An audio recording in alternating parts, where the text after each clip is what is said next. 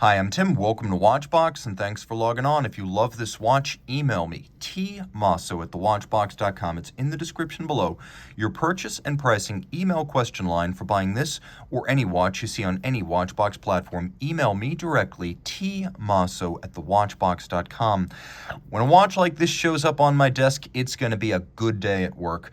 Possibly the ultimate watch. This is the Patek Philippe 5101G-001. There are 4 versions of this landmark 10-day power reserve tourbillon: platinum, white, rose, and yellow gold. The white gold model you see here was launched in 2011, and only about 100 were made before the phase out of the 5101 collection in 2013. Now, the watch has a case design that's inspired by the vintage Patek Philippe reference 514, and you can see that lovely Art Deco style.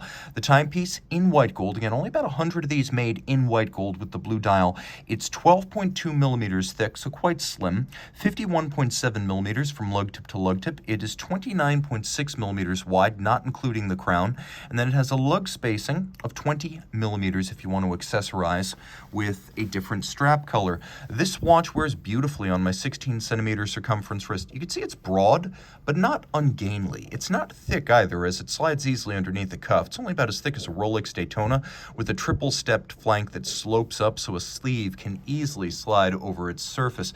I would recommend this watch for a wrist of 15 centimeters circumference or larger, and I would not hesitate to wear it. Taking a quick look at the hardware and the software, lots to love. As you can see, the strap, large rectangular scale alligator leather, navy blue, plenty of bolstering to give it volume. We've got a monotone stitch. We have a sheer cut side, and then if you take a quick look, you can see it's calfskin on the bottom. And it is a brand new Patek Philippe factory strap. You can see that pull tab spring bars are used, so you can quickly and easily remove the strap from the case. The watch includes a matching, polished, white gold, spade style Patek Philippe pin buckle.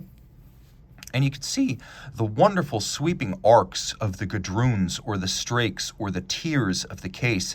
It's almost like the vaulted peak of the Chrysler building on your wrist. And again, it is drawn heavily from the vintage reference 514, but this watch, even compared to its inspiration, has so much more presence and drama. You can also see that it's distinctly warmer. If you compare against my video of the 5101P, the white gold, which here is gray gold, not rhodium plated, it's white all the way through. It's an alloy that the better companies will use to make white gold. Never needs to be rhodium plated. The dial was ahead of its time. Breguet applique white gold Arabic numerals and a metallic blue base. So you have this matte metallic blue base. You have a white railroad track outboard for reading the minutes. You always know you're looking at a special Patek when you have the applique gold Breguet style Arabic numerals, and that's what we have right here. We have a small second down at 6 o'clock, and then we have a power reserve indicator up at 12. It is a 10-day power reserve. It has 2 barrels. It is manually wound, and you can see that there's a polished chapter ring for each of these registers. So at the right angle, the chapter ring lights up around each of these sub-registers. Each one features azurage or a stamped concentric guilloche pattern internally. Now you turn it all over, and this is where things get intense. This caliber has a long name, and it actually lives up to its legend. So what you're looking at here is the T0, or TO, I should say, 28-20 REC 10J PS IRM, which basically means it's a tourbillon that is 28 by 20 millimeters in dimension. It is rectangular. It has 10 days of power reserve, petit seconds, or small seconds, and of course it has power reserve indicator, indicateur réserve de marche. Now, the movement is beautifully hand executed. Let's talk about the tech specs first. Manual wind, 2 mainspring barrels, 21,600 vibration per hour beat rate, power reserve indicator, 10-day power reserve, free sprung balance adjusted in 5 positions, an overcoil hairspring made by hand, a 1-minute tourbillon. All of these features plus the Patek Philippe seal, which is your assurance that this watch will run no worse than -3 + 2 seconds per day when it leaves the factory. Pre-2009, you would have seen the Geneva hallmark on these movements. Post-July 2009, you see the Patek Philippe seal. There is no loss of quality across the variants. All of this is 25 meters water resistant, so splash and rain only.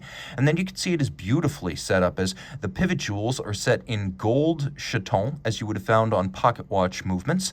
You could see that we have sharp interior angles flanking the center, and then more sharp interior angles where the flanks of the bridge for the tourbillon meet their anchors. Note that every screw head has been black polished with a chamfered slot and circumference, taking hours to create individually. Note that the entire bridge for the tourbillon has been entirely black polished and finished off with diamond paste. You can see it turns black at a certain angle, hence the nickname Pali Noir or black polish. We have a free-sprung Jaromac style balance, an age-old Patek Philippe assembly that allows it to be precisely regulated and then hold that regulation in the face of bumps and concussions.